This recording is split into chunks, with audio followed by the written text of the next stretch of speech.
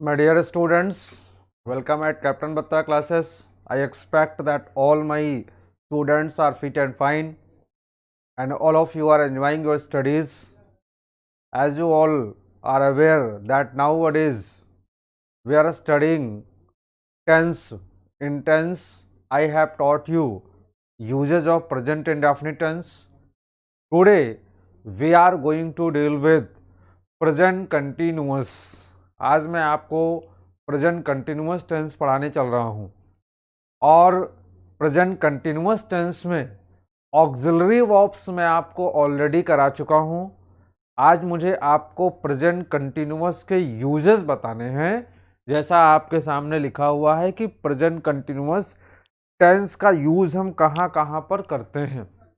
अगर हम किसी विद्यार्थी से ये पूछें कि प्रेजेंट कंटिन्यूअस टेंस का प्रयोग हम कहाँ पर करते हैं, तो हमेशा विद्यार्थियों का रिप्लाई यही सुनने में आता है कि प्रेजेंट कंटिन्यूअस टेंस का मतलब है कार्य का जारी रहना।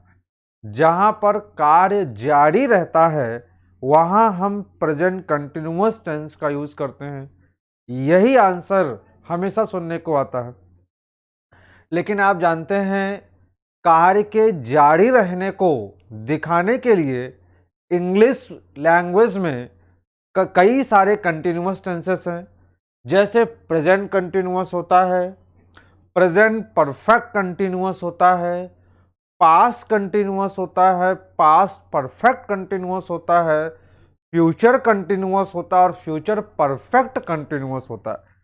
अगर हम एक्शन के कंटिन्यूएशन की बात करें, यानी अगर हम ये कहें कि प्रेजेंट कंटिन्यूअस टेंस का मतलब यह है कि जो कार्य के जारी रहने को दिखाता हो। जनरली विद्यार्थियों के दिमाग में यही आइडिया फीड है, यही वो सोच के बैठे रहते हैं, यही रिप्लाई उनके दिमाग में सेट है कि कंटिन्यूअस टेंस का मतलब है कार्य का जारी रहना। लेकिन इस बात को ध्यान देना होगा कि कंटिन्यूअस जो टेंसेस होते हैं, आपको मालूम होना चाहिए कि इंग्लिश लैंग्वेज में 6 टेंसेस होते हैं जिनको कि हम कंटिन्यूअस टेंसेस कहते हैं। Present continuous, present perfect continuous, past continuous, past perfect continuous, future continuous और फ्यूचर परफेक्ट कंटिन्यूअस। और इन सारे कंटिन्यूअस टेंसेस में डिफरेंस है। जैसे अगर मैं केवल प्रेजेंट की ही बात करूं, तो आप जानते हैं कि प्रेजेंट कंटिन्यूअस में और एक होता है प्रेजेंट परफेक्ट कंटिन्यूअस। जैसे अगर मैं ये कह दूं कि he has been studying for 3 hours. अब आप देखिए कि ये जो सेंटेंस लिखा हुआ है, he has been studying for 3 hours, ये भी एक्शन के कंटिन्यूएशन को यानी कार्य के जारी रहने को दिखाता है। और they are doing their work, the teacher is teaching in his class. आप देख सकते हैं कि यहां पर भी एक्शन कंटिन्यूएशन में है और यहां पर भी एक्शन कंटिन्यूएशन में है। अगर मैं हैज बीन की जगह पर हैड बीन स्टडीइंग कर दूं तो भी एक्शन कंटिन्यूएशन में है। अगर वॉज स्टडीइंग कर दूं तो भी एक्शन कंटिन्यूएशन में है। जैसा मैंने आपको बताया कि एक्शन के कंटिन्यूएशन को कार्य के जारी रहने को दिखाने के लिए इंग्लिश लैंग्वेज में 6 टेंसेस होते हैं, 6 टेंस होते हैं। हमें यह समझना होगा कि कौन सा कंटिन्यूअस टेंस किस समय में किस प्रकार से कार्य के जारी रहने को दिखाता है। यही हमें टेंस का यूज समझना है। जैसे प्रेजेंट कंटिन्यूअस, अब मैं इन सब बातों को हम लोग आगे और डिस्कस करेंगे बाद में, इनका यूज हम कहाँ कहाँ पर कैसे करेंगे। फिलहाल हमारा जो फोकस है वो प्रेजेंट कंटिन्यूअस टेंस पर है, तो आगे हम लोग इसको और कंपैरिजन करते रहेंगे। तो प्रेजेंट कंटिन्यूअस जो टेंस है इसका पहला यूज क्या है कि प्रेजेंट कंटिन्यूअस टेंस को हम कब यूज करते हैं, तो to show an action which is in continuation at the time of speaking. यानी प्रेजेंट कंटिन्यूअस टेंस का यूज हम तब करेंगे जब कोई कार्य उस समय जारी हो जिस समय हम उस बात को कह रहे हैं। फिर से सुन लीजिए, प्रेजेंट कंटिन्यूअस टेंस का यूज हम उस समय करते हैं जब वो बात हम बोल रहे हो जिस टाइम पर, और उसी समय वो कार्य चल रहा हो, उसी समय हम प्रेजेंट कंटिन्यूअस टेंस का यूज करेंगे।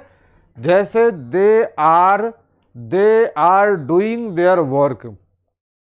अगर ये लाइन आप बोल रहे हैं, ये सेंटेंस आप बोल रहे हैं, तो they are doing their work हम केवल तभी कहेंगे जिस समय वो कार्य अगर कर रहे हैं, अगर वो काम कर रहे हैं और आपको ये दिखाना है कि इस समय ये कार्य चल रहा है, उस समय आप प्रेजेंट कंटिन्यूअस टेंस का प्रयोग करेंगे।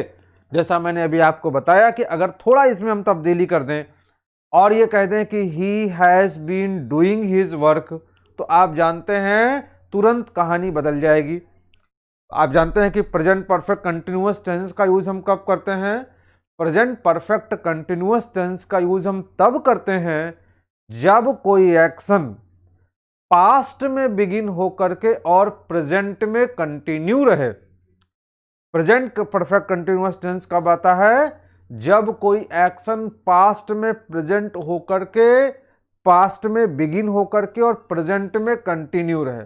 जैसे हमने कहा कि he has been studying since morning, तो he has been studying since morning का मतलब उसने मॉर्निंग से पढ़ना शुरू किया और अभी भी वो पढ़ रहा है, यानी एक्शन पास्ट में शुरू हुआ और प्रेजेंट में चल रहा है। लेकिन प्रेजेंट कंटिन्यूअस टेंस में ऐसा नहीं है। प्रेजेंट कंटिन्यूअस टेंस का मतलब ये है कि एक्शन अभी चल रहा है। मैं ये भी नहीं कहने जा रहा हूं कि अभी शुरू होकर के अभी चल रहा है, क्योंकि इस पर भी प्रश्न चिन्ह खड़ा हो जाएगा कि अगर अभी शुरू हुआ है, यानी अगर 2 मिनट पहले शुरू हुआ है, 5 मिनट पहले शुरू हुआ है, तो पास्ट में शुरू तो हो गया। लेकिन ऐसा मैं नहीं कह रहा हूं, मैं आपसे ये कह रहा हूं कि अगर उस समय वो एक्शन कंटिन्यूएशन में हो जिसके बारे में हम वो बात कह रहे हैं, तो वहां पर हम प्रेजेंट कंटिन्यूअस टेंस का यूज करेंगे। जैसे they are doing their work का यूज हम तब करेंगे जब वो हमारे सामने बैठ करके, या सपोज दैट हमारे सामने नहीं है लेकिन हमको ये पता है कि इस समय वो ये काम कर रहे हैं, तो हम क्या कहेंगे? They are doing their work. ठीक है। दूसरा एग्जाम्पल है the teacher is teaching in his class. अब अगर टीचर क्लासरूम में पढ़ा रहे हैं तो आप, और वो एक्शन उस समय कंटिन्यूएशन में है, तो आप क्या कहेंगे कि teacher is teaching in his class. यानी ये लाइन आप केवल तभी बोल सकते हैं जब उस समय क्लास में पढ़ाने का जो प्रोग्राम है, जो एक्शन है, जो कार्य है, अगर उस समय वो चल रहा है, तभी आप इस लाइन को, इस सेंटेंस को बोलेंगे। यानी हम लोगों ने ये डिस्कस किया कि प्रेजेंट कंटिन्यूअस टेंस का जो बेसिक प्रयोग है, यानी सबसे पहला जो यूज है वो ये है कि प्रेजेंट कंटिन्यूअस टेंस का यूज हम तब करेंगे जब कोई एक्शन उस समय कंटिन्यूएशन में हो, उस समय चल रहा हो जिस समय वो बात हम कह रहे हैं। ये प्रेजेंट कंटिन्यूअस टेंस का पहला यूज हुआ। चलिए अब हम लोग नेक्स्ट पॉइंट में आते हैं कि प्रेजेंट कंटिन्यूअस टेंस का अगला यूज क्या है। तो आप देखिए, प्रेजेंट कंटिन्यूअस टेंस का नेक्स्ट यूज ये है कि to show an action in regular process. अगर कोई एक्शन रेगुलर प्रोसेस में हो, यानी अगर कोई एक्शन लगातार प्रक्रिया में हो, लगातार चल रहा हो, और ये चीज़ हमको दिखानी हो, तो उसे भी दिखाने के लिए हम क्या करते हैं? प्रेजेंट कंटिन्यूअस टेंस का यूज करते हैं। जैसे nowadays he is working on this project. जरा ध्यान दीजिए, जब हम ये कहते हैं कि nowadays he is working on this project, इसका मतलब क्या है? इसका मतलब ये है कि आजकल वो इस समय, आजकल वो इस प्रोजेक्ट पे काम कर रहा है। यानी हम ये नहीं कह रहे हैं कि ये एक्शन इस समय चल रहा है कि नहीं चल रहा है। हो सकता है कि इस समय आज की डेट पर छुट्टी हो, हॉलीडे हो, काम बंद हो, लेकिन हम ये शो कर रहे हैं कि इस समय ये एक्शन रेगुलर प्रोसेस में है, रेगुलर प्रक्रिया में चल रहा है। तो अगर कोई एक्शन रेगुलर प्रोसेस में है, ऐसा हमको दिखाना हो, तो उसे दिखाने के लिए भी हम क्या करते हैं? प्रेजेंट कंटिन्यूअस टेंस का यूज करते हैं। अब इसको आप पहले वाले एग्जाम्पल से कंपैरिजन करिए। जैसे अगर आप सिर्फ ये बोल दें कि ही इज वर्किंग, और मैं थोड़ा इसको चेंज कर दूं, मैं ये कह दूं कि he is working in the field, इसका अर्थ ये हुआ कि वह फील्ड में, खेत में काम कर रहा है। अब जब आप ये कहते हैं कि he is working in the field, और जब आप ये कहते हैं कि nowadays he is working on this project, तो आप देखिए दोनों में ही हमने प्रेजेंट कंटिन्यूअस टेंस का ही यूज किया। लेकिन प्रेजेंट कंटिन्यूअस टेंस का यूज करने के बावजूद दोनों की सिचुएशन में डिफरेंस है, और यही हम लोग स्टडी कर रहे हैं कि प्रेजेंट कंटिन्यूअस टेंस का यूज हम किन किन सिचुएशन में, किन किन स्थितियों में करेंगे। तो पहली स्थिति आपने पढ़ी। दूसरा अब हम लोग ये पढ़ रहे हैं कि अगर हमें ये दिखाना हो कि कोई एक्शन रेगुलर प्रोसेस में है, कोई एक्शन लगातार प्रक्रिया में है, इस समय चल रहा है कि नहीं चल रहा है, ये दिखाना हमारा उद्देश्य नहीं है। हमें सिर्फ ये दिखाना है कि ये एक्शन इस समय रेगुलर प्रोसेस में है, सिर्फ ये हमको दिखाना है। तो इस प्रकार से हम क्या करेंगे? अगर कोई एक्शन रेगुलर प्रोसेस में है, ये शो करना हो, तो हम उसमें प्रेजेंट कंटिन्यूअस टेंस का यूज करेंगे। नेक्स्ट पॉइंट, अगला एग्जांपल देखिए। They are preparing for defence services, they are preparing for defence forces. जैसे सपोज दैट कि किसी ने आपके फादर से पूछा कि आपका सन क्या करता है, आपका लड़का क्या करता है। उन्होंने ये बताया कि वह डिफेंस की तैयारी कर रहा है। तो वह डिफेंस की तैयारी कर रहा है, इसका मतलब क्या है? क्या अभी इस समय आप पढ़ रहे हैं, ऐसा कहना उनका उद्देश्य है? नहीं, उनका ये कहना है कि इस समय वो डिफेंस की प्रिपरेशन में लगा हुआ है, यानी ये एक्शन रेगुलर प्रोसेस में है। तो अगर हमको ये दिखाना हो कि कोई एक्शन रेगुलर प्रोसेस में है, प्रक्रिया में है, चल रहा है, तो उसको दिखाने के लिए भी हम क्या करेंगे? प्रेजेंट कंटिन्यूअस टेंस का यूज करेंगे। ये प्रेजेंट कंटिन्यूअस टेंस का दूसरा यूज है। यानी अब हम लोग तीसरे यूज में आते हैं कि भाई प्रेजेंट कंटिन्यूअस टेंस को और हम कहां पर यूज कर सकते हैं। तो नेक्स्ट देखिए, टू एक्सप्रेस प्लान्ड और अरेंज्ड फ्यूचर। यानी अगर हमें कहीं पर प्लान्ड फ्यूचर दिखाना हो, अरेंज्ड फ्यूचर, यानी इस बार हम क्या बताने जा रहे हैं कि प्रेजेंट कंटिन्यूअस टेंस के माध्यम से अब हम फ्यूचर की बात कर रहे हैं। ध्यान दीजिए, अब हम तो एक्शन के कंटिन्यूएशन की बात ही नहीं कर रहे हैं। अगर हम ये सोचें अपने दिमाग में कि प्रेजेंट कंटिन्यूअस टेंस का मतलब है कि कार्य के जारी होने को दिखाता है, तो अब आप ये देख सकते हैं, अगर जब ये लाइन बोली गई कि we are meeting today in the after, और we are meeting today in the evening, यानी आज हम शाम को मिल रहे हैं, अभी तो शाम आई भी नहीं, तो एक्शन कंटिन्यूएशन में कहाँ से हो गया? यानी प्रेजेंट कंटिन्यूअस टेंस के माध्यम से हम क्या कर सकते हैं? प्रेजेंट कंटिन्यूअस टेंस के माध्यम से हम फ्यूचर को भी दिखा सकते हैं, केवल एक्शन के कंटिन्यूएशन को ही नहीं, प्रेजेंट कंटिन्यूअस टेंस के माध्यम से हम फ्यूचर भी शो कर सकते हैं। लेकिन उस फ्यूचर में और जो हमारा जनरल फ्यूचर होता है, उसमें क्या डिफरेंस है? प्रेजेंट कंटिन्यूअस टेंस के माध्यम से हम प्लान्ड फ्यूचर की बात करते हैं। जैसे मान लीजिए हमने कहा कि he will go to Delhi, he will go to Delhi, एक सेंटेंस ये है। और दूसरा ये है कि he is going to Delhi, और इसमें एक चीज और लिख देते हैं, tomorrow, he is going to Delhi tomorrow, और he will go to Delhi tomorrow. तो जब आपने कहा कि he will go to Delhi tomorrow, तो आप ये कह रहे हैं कि वो कल दिल्ली जाएगा, यानी इसमें हम बात किसकी कर रहे हैं, फ्यूचर की बात कर रहे हैं। लेकिन अगर हम ये कह दें कि he is going to Delhi tomorrow, वो कल दिल्ली जा रहा है, यानी वह कल दिल्ली जाएगा, तो अब यहाँ पर दोनों ही फ्यूचर टाइम की बात कर रहे हैं। ऐसा नहीं कि ये एक्शन के कंटिन्यूएशन की बात कर रहा है, दोनों ही फ्यूचर की बात कर रहे हैं, लेकिन दोनों फ्यूचर में डिफरेंस है। जब आप फ्यूचर इंडेफिनिट टेंस के माध्यम से फ्यूचर को दिखाते हैं तो इसे हम कहते हैं जनरल फ्यूचर, यानी इसको हम सामान्य भविष्य कहते हैं।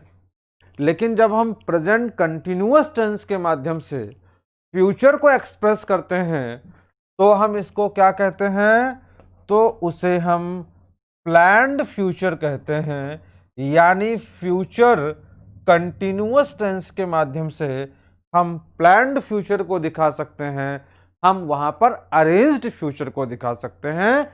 ये प्रेजेंट कंटिन्यूअस टेंस का नेक्स्ट यूज हुआ। तो we are meeting today in the evening का मतलब ये है कि आज हम शाम को मिलेंगे, ये फ्यूचर कंटिन्यूअस है, लेकिन बात किसकी, प्रेजेंट कंटिन्यूअस है, लेकिन बात किसकी कर रहा है, फ्यूचर की। नेक्स्ट है he is coming tomorrow. He is coming tomorrow का मतलब ये है कि वो कल आ रहा है, तो अभी आया तो नहीं ना, उसने अभी चलना भी शुरू किया, वो कल आ रहा है मतलब वो कल आएगा। तो ये लिखा है आपका प्रेजेंट कंटिन्यूअस टेंस, लेकिन ये शो क्या कर रहा है, शो कर रहा है फ्यूचर टाइम को। अब ये नहीं कहूँगा कि शो कर रहा है फ्यूचर इंडेफिनिट को, यानी ये फ्यूचर टाइम को शो कर रहा है। तो प्रेजेंट कंटिन्यूअस टेंस के माध्यम से हम फ्यूचर को भी एक्सप्रेस कर सकते हैं। तो एक सेकंड रुक करके हम लोग इस पर एक व्यू डालते हैं। मैंने आपको अभी तक प्रेजेंट कंटिन्यूअस के 3 यूजेस बताए। पहला ये बताया कि प्रेजेंट कंटिन्यूअस टेंस का यूज हम तब करेंगे जब कोई एक्शन कंटिन्यूएशन में हो, कब, जब उस बात को हम कह रहे हैं, पहला प्रयोग था। दूसरा यूज ये है कि प्रेजेंट कंटिन्यूअस टेंस के थ्रू हम कोई एक्शन रेगुलर प्रोसेस में है इसको शो कर सकते हैं। प्रेजेंट कंटिन्यूअस टेंस के माध्यम से हम प्लान्ड फ्यूचर को दिखा सकते हैं। तो ये 3 यूजेस हुए प्रेजेंट कंटिन्यूअस के। अब हम लोग नेक्स्ट पॉइंट में आते हैं कि आखिर प्रेजेंट कंटिन्यूअस टेंस को और हम कहाँ पर यूज कर सकते हैं। तो आप देखिए प्रेजेंट कंटिन्यूअस टेंस को हम और कहाँ पर यूज कर सकते हैं। ये मैंने आपको याद करिए कि एक बात मैंने आपको बताई थी कि कुछ ऐसी वर्ब्स हैं प्रेजेंट इंडेफिनिट में, कुछ ऐसी वर्ब्स हैं जिनको हम कंटिन्यूअस टेंसेस में यूज नहीं करेंगे। अगर आपको याद हो तो मैंने कुछ वर्ब्स आपको बताई थी जो कंटिन्यूअस टेंसेस में, और कंटिन्यूअस टेंसेस का मतलब क्या समझा जाए, कंटिन्यूअस टेंसेस का मतलब है कि प्रोग्रेसिव टेंसेस। प्रोग्रेसिव टेंसेस का मतलब क्या है, present continuous, present perfect continuous, past continuous, past perfect continuous, future continuous और फ्यूचर परफेक्ट कंटिन्यूअस। जैसा मैंने अभी आपको बताया था कि इंग्लिश लैंग्वेज में कंटिन्यूअस टेंसेस 6 होते हैं, और जब हम इन कंटिन्यूअस टेंसेस को पढ़ें तो हम इनको एक दूसरे से कंपैरिजन करके ही पढ़ें। मैं अभी जब ये हमारा प्रेजेंट कंटिन्यूअस ख़त्म हो जाएगा तो मैं सारे कंटिन्यूअस टेंसेस को आप एक साथ आपसे कंपेयर करके डिस्कस करूंगा और उनमें क्या डिफरेंस है ये भी मैं आपसे डिस्कस करूंगा। तो प्रेजेंट कंटिन्यूअस टेंस कुछ ऐसी वर्ब्स है जिनमें हम प्रेजेंट कंटिन्यूअस टेंस का प्रयोग नहीं करते, लेकिन जनरली आपको यही मिलेगा कि लोग उसके साथ प्रेजेंट कंटिन्यूअस टेंस का यूज करके बैठे रहते हैं। चलिए, तो जैसे वर्ब्स ऑफ परसेप्शन, यानी परसेप्शन की जो वर्ब्स होती हैं, प्रेजेंट इंडेफिनिट पे मैंने आपसे डिस्कस किया था कि परसेप्शन का मतलब क्या होता है। परसेप्शन मीन्स होता है नॉलेज, लेकिन कैसा नॉलेज? इस नॉलेज का मतलब है कि नेचुरल नॉलेज। नेचुरल नॉलेज का मतलब है कि जो नॉलेज हम अपने इंद्रियों से सहज रूप से प्राप्त करते हैं। जैसे हमारे आइस का काम है देखना, अगर हम आइस को क्लोज नहीं कर लेते तो जो भी ऑब्जेक्ट हमारे सामने है उसको देखने के लिए हम बाउंड हैं, ये परसेप्शन है। कानों का काम है सुनना, अगर कोई आवाज़ आ रही है और हम अपने कान को जब तक बंद नहीं कर लेते सुनने के लिए हम उसको बाध्य हैं, इसको हम जो है परसेप्शन की वर्ब कहते हैं। लेकिन अगर हियर की बजाय अगर मैं लिशन लिख दूं तो आप जानते हैं लिशन जो है ये परसेप्शन की वर्ब नहीं है। सी की बजाय अगर वॉच लिख दिया जाए, सी की बजाय अगर लुक लिख दिया जाए, तो अब ये परसेप्शन की वर्ब नहीं है, क्योंकि जब आप कोई चीज़ को लुक करते हैं तो ध्यान से देखते हैं, वॉच करते हैं तो ऑब्जर्व करते हैं, लिशन करते हैं तो उसमें कान लगा करके सुनते हैं। तो इस प्रकार से ये परसेप्शन की वर्ब, हम उन वर्ब्स को कहते हैं जिनको हमारी ज्ञानेंद्रियां सहज रूप से एक्सेप्ट करती हैं, उसको परसेप्शन की वर्ब कहते हैं। और परसेप्शन की वर्ब में सी, हियर, स्मेल, फील, टेस्ट। आपको समझना यह है कि ये जो परसेप्शन की वर्ब्स हैं इनको हम कंटिन्यूअस टेंसेस में यानी प्रोग्रेसिव टेंसेस में यूज नहीं कर सकते। अब इसका एग्जाम्पल आप देखिए, जैसे we see with our eyes, हम कभी भी ये नहीं बोलते कि आई एम। देखिए, हम जब भी मूवी देख रहे होते तो हमेशा हम क्या बोलते हैं, हम ये कहते हैं कि I am watching the movie. हम कभी भी ये बात नहीं बोलते कि I am seeing the movie, क्योंकि सी एक ऐसी वर्ब है जो कंटिन्यूअस में यूज नहीं हो सकती।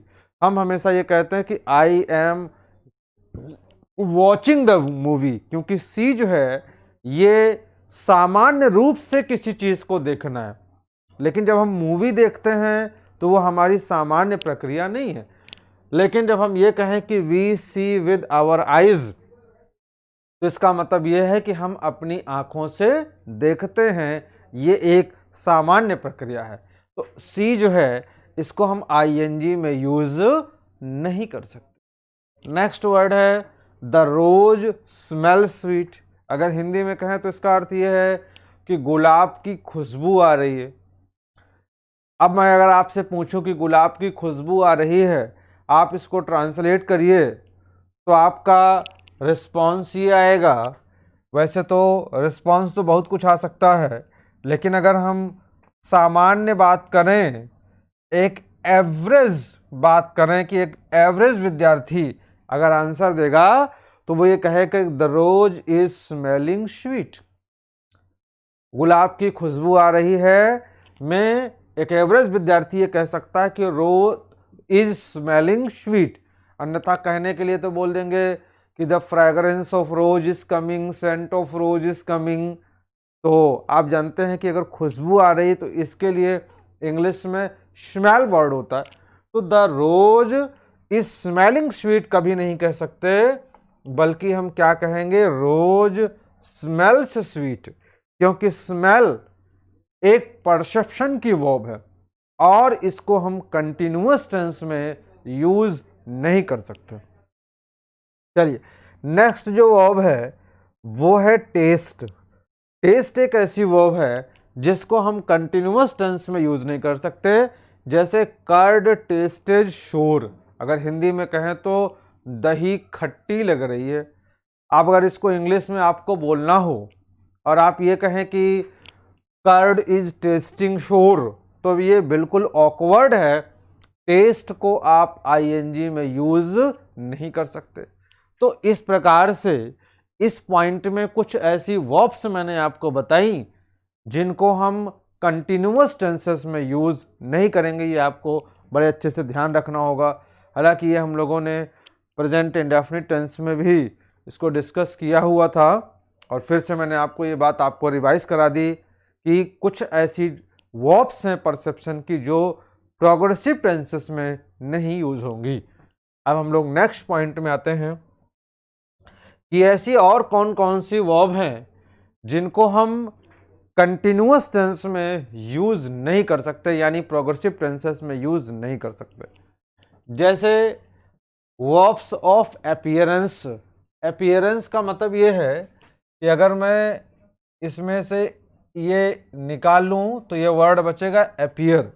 अपीयर का मतलब होता है प्रकट होना, यानी जो चीज हमको दिखाई दे रही हो। प्रकट होने का मतलब है दिखाई देना। जो चीजें हमारे सामने प्रकट हों, दिखाई दे रही हों, उन ऐसा जो वर्ब्स होती हैं, उन वर्ब्स को भी हम कभी भी कंटिन्यूअस टेंसेस में यूज नहीं कर सकते। इस लिस्ट में कौन कौन सी वर्ब हैं? Look, resemble. रिजेंबल की अगर आप हिंदी लिखना चाहें तो रिजेंबल का मतलब होता है के समान होना। के समान होना का मतलब है कि किसी से मिलता जुलता होना। फिर सीम का मतलब है प्रतीत होना। अपीयर मैंने आपको बताया कि प्रकट होना। तो ये ऐसी वर्ब्स हैं जिनको हम प्रोग्रेसिव टेंसेस में यूज नहीं करेंगे। इनमें ये बहुत ही इंपॉर्टेंट है रिजेंबल। तो रिजेंबल का मतलब है कि किसी के समान होना। तो ये ऐसी वर्ब्स हैं जिन्हें कंटिन्यूअस टेंसेस में यूज नहीं करेंगे। चलिए, पहला लिखा है कि he appears to be a fool. अगर आप इस लाइन को हिंदी में कहें तो क्या कहेंगे?